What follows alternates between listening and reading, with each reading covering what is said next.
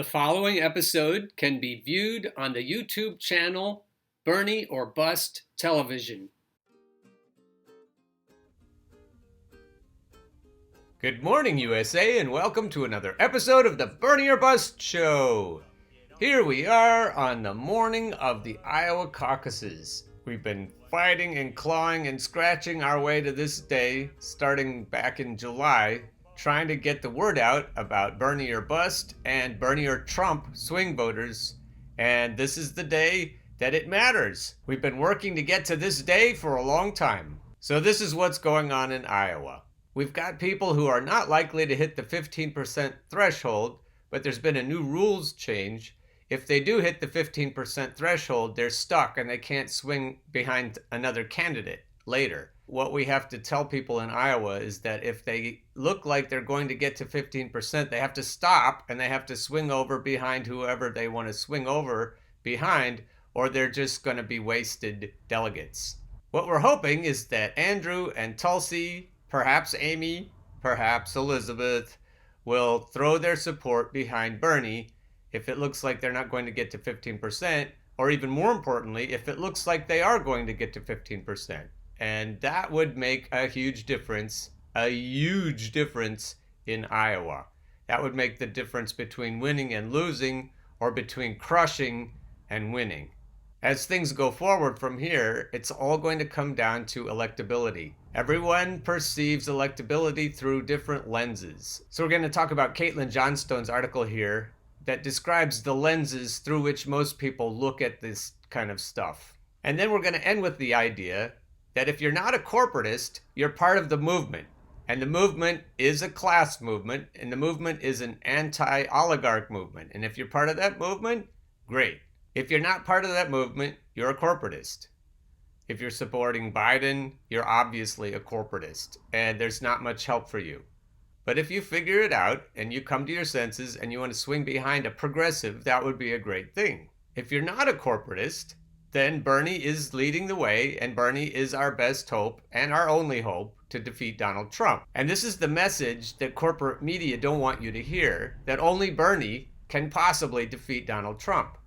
So if you're part of the movement, then you'll hear that, and you'll probably have your mind open, and you'll probably swing your support, whether you're in Iowa or another caucus state or on down the road in the primaries. You'll hear this word, and you'll swing your support behind Bernie because you want corporations to lose. Now, here's the other part of the message. If you are a corporatist, you still should swing your support behind Bernie because any corporatist is going to lose, and we've talked about it for months. Bernie or Trump voters in swing states not only will not vote for Biden, Buttigieg, Warren, Klobuchar, or any other corporate sock puppet, they will vote directly for Donald Trump. And so that gives them double leverage. And that happened last time, and it's poised and ready to happen again based on current polling. So if you're a corporatist, you also need to swing your support behind Bernie now. And here's the reason the message is so urgent.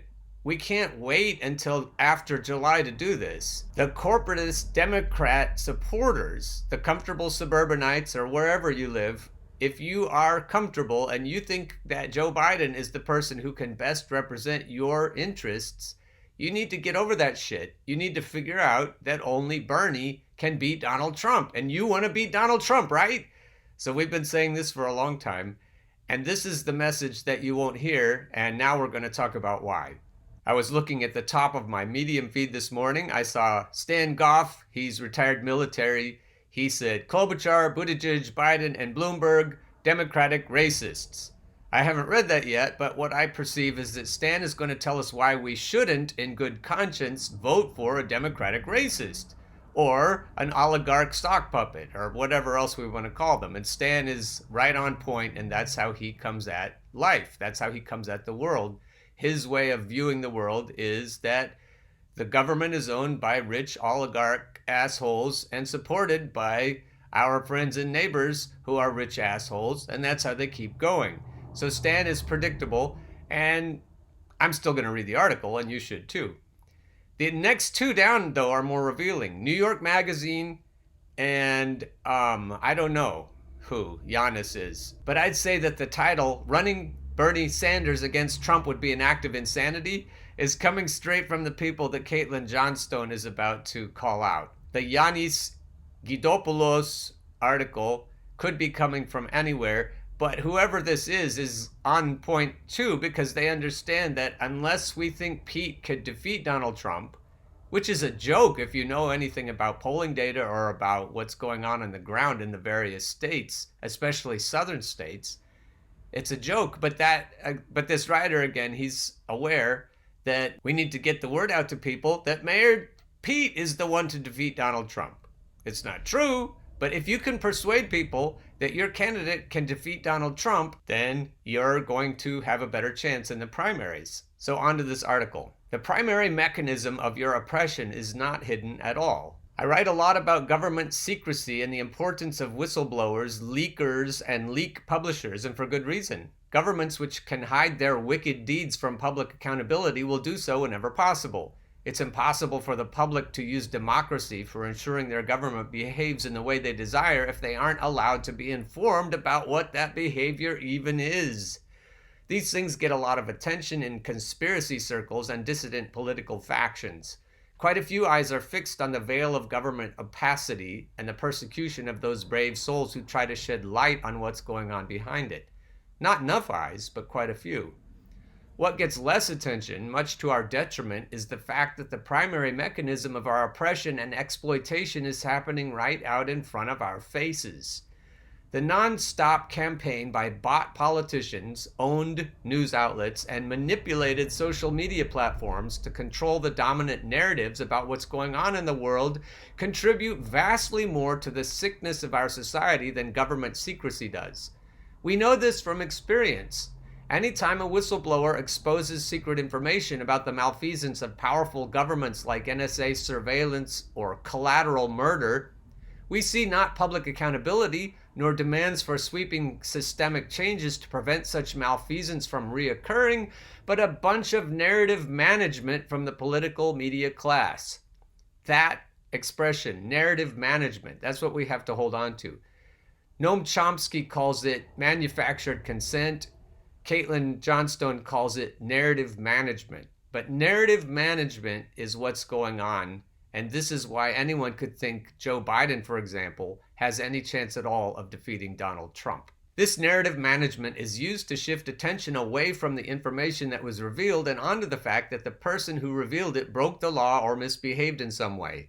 It's used to convince people that the revelations aren't actually a big deal or that it was already basically public knowledge anyway, and it's used to manipulate public attention on to the next hot story of the day and memory hole it underneath the white noise of the media news churn, and nothing changes.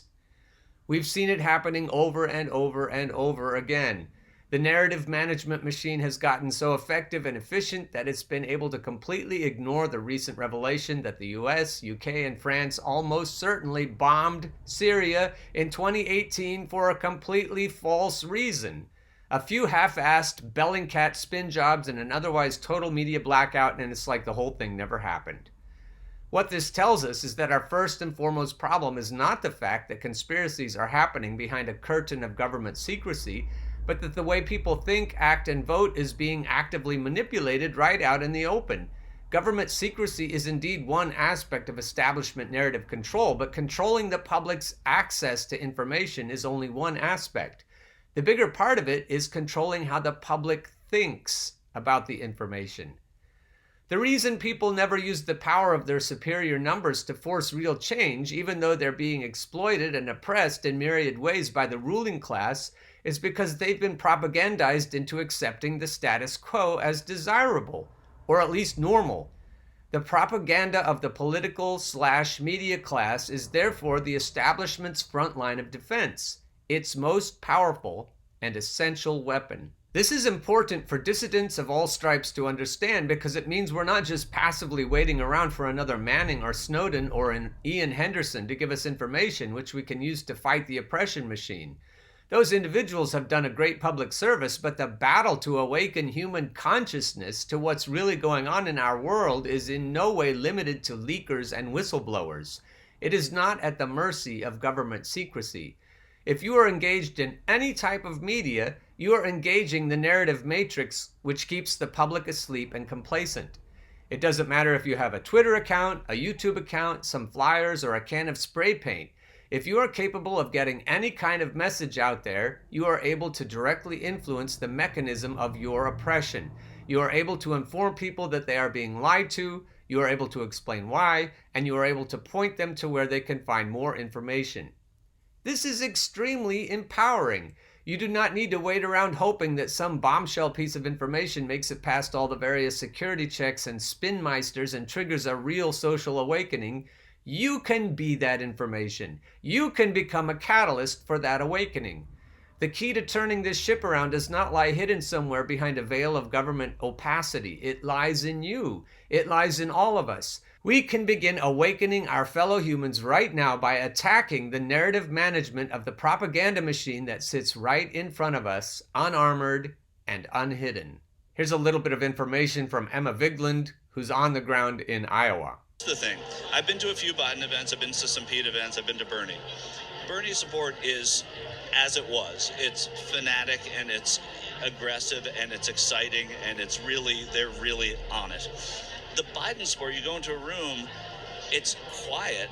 He's getting people there. It's quiet, yet these are people that caucus. These are people that will unquestionably be there for Biden. And they're people whose minds are made up. And they're older and tend to be more involved in the process consistently. Right, they are. What I would tell them then, if they're still committed to voting for Biden, they're committed to voting for Trump. And they probably know this. I don't want to be naive about it. They probably know that they are on the ground for Biden so that Trump will continue to be president. What they believe is that they might lose their status quo comfiness if they don't thwart the existential threat of a Bernie Sanders presidency. So we need to confront them with that. We need to say, hey, boomer, stop trying to prop up Donald Trump and get on the Bernie train. Are older. They're also, Iowa has, and I'm doing a story on this as well, on the Latino vote. A lot of Latinos are going for Biden and that's not a huge vote, all right? It's a 90% white It is state. Iowa, yeah. It is Iowa, But why? Why would they go for Biden? They must be either comfortable, affluent, or they're being propagandized, or who knows, maybe they're being paid to vote for Biden. I wouldn't put it past the machine. But it can make the difference in one precinct. It can make the difference in viability. But I would say that the energy I see is behind Bernie. When I was here earlier, Warren's energy was fantastic. Now I feel as if it's waned. I think if anyone was hurt... As it has nationally. Yeah, but I think if anyone was hurt here by impeachment, it was most likely Warren. Probably Klobuchar, too, because she was... The Warren train has left the station, and it's not going anywhere. So hop off that train and get on the Bernie train. Starting to get some traction with the Midwest thing and the viable thing and all of that, but I think Warren is really the one who was hurt most by the impeachment, it seems. And for people that don't realize, the inability to come here on a consistent basis and do events because of the impeachment trial, which she's been very visible in. Yeah, exactly, and she hasn't helped herself, right? I mean, she has waned nationally. She has waned here in Iowa.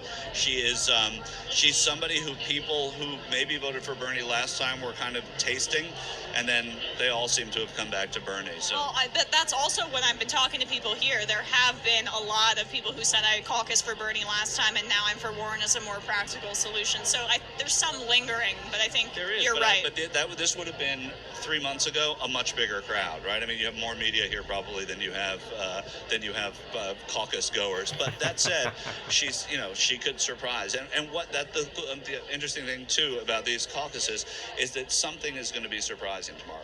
Could there be a big surge for Biden? Possibly. Could there be one for Warren? Yeah. Could Pete just lose by a lot because he's everybody's second choice? Yeah. What surprising thing that is going to happen is that the oligarchs are going to lose their shit after they see how Bernie crushes Iowa. Come back tomorrow. I'll eat crow if I need to. But what you're going to see today is going to be epic. So yesterday I was watching this clip trying to figure out if the Democratic Party has a soul. Malcolm X says no, and I agree with Malcolm X. But let's see what Dr. Cornel West says. And Michael Brooks and two other brilliant guests whose names I can't remember. But this panel, epic. You should watch this whole thing. It's more than an hour, but wow. Here's a little snippet from it. On you. The burden's on you. That's what we're talking about. Well, I'd like to say that today we're at Harvard, and none of us are worried about a drone strike killing all of us. Right. And that is something that most of the world cannot, do not have that luxury. Drones have killed we've droned weddings, whatnot. Eshna Krishna Swami. I didn't know what to expect when she started to talk, but her mind is so sharp and her tongue is sharp, and she's made comments. If you go back and watch this, she lays bare the oligarchy. She lays bare the Israel machine too, and that's what I appreciate about her the most in this. But watch the whole thing. She says things that the plutocrats do not want you to hear. I'd see her as a kindred spirit to Caitlin Johnstone. I understand how they say things and you're just shocked that, wow, you really said that, didn't you? And then Cornel West sitting next to her, he leans over all the time and he's like looking at her like, wow, you go. What I noticed with the structural change is that it sounds a lot more like the IMF structural adjustment. That's where you basically go and say, hey, we're gonna, you either have a choice, here's the US military, you can privatize and sell all of the water and all the assets and enact austerity, or you're gonna get, I don't know, cooed. Is that a verb? It is now. Okay. It is now. Okay. No, it's a verb. So I see that. I'm just going to name names. I see that Senator Warren often falls into line of the U.S. empire. At Pat Save America, she called him President Guaido. Who elected him? 0 people. She has praised Netanyahu before. And so she falls into all the empire propaganda. And for me, it made a big difference when I saw Senator Bernie Sanders, when they asked him, do you think Juan Guaido is the legitimate president of Venezuela? He said no. And that to me is the difference, is one buys into the empire propaganda and the other does not.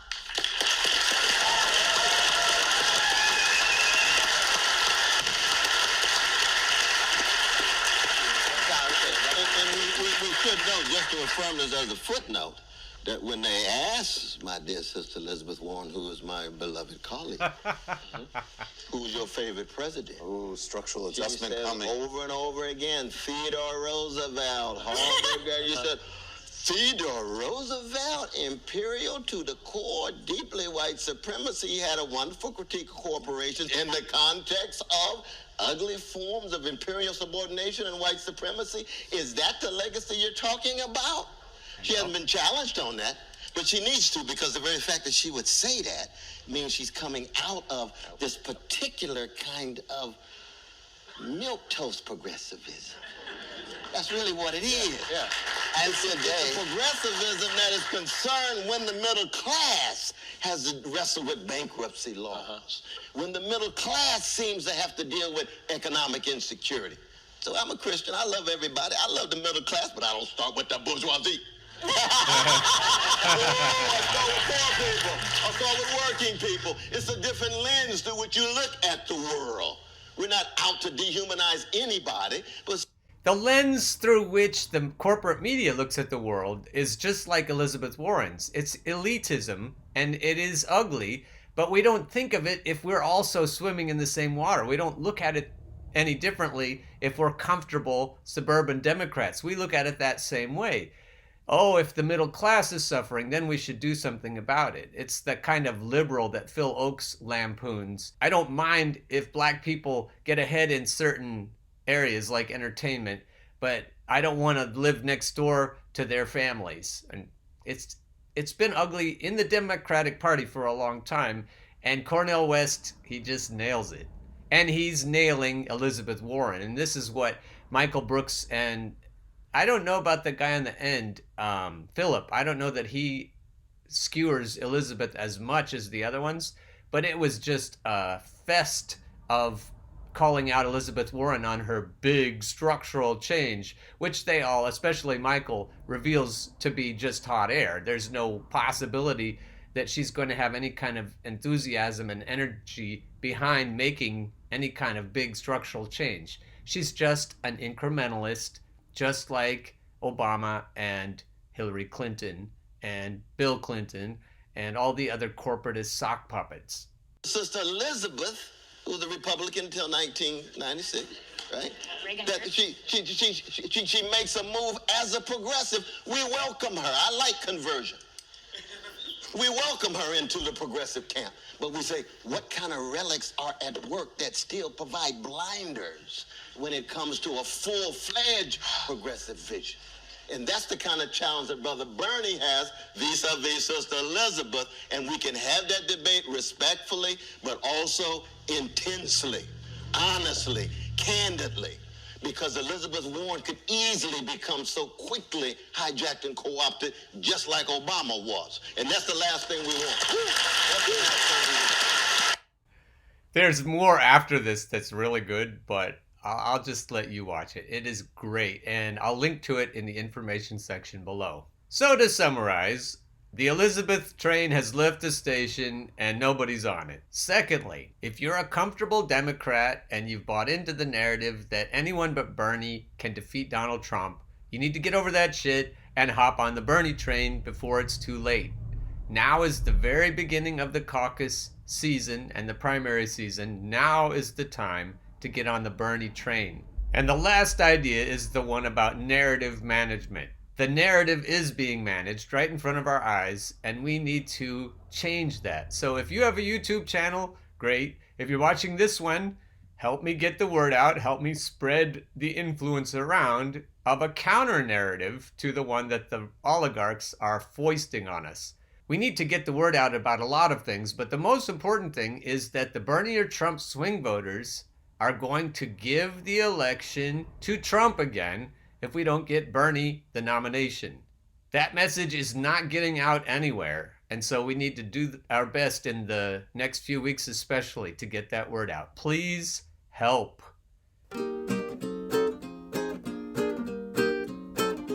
Get on board the Bernie or bus train. Come get on board the Bernie or bus train. Once you hear that clickety-clack, there ain't no time for turning back. Go get on board the Bernie or bus train.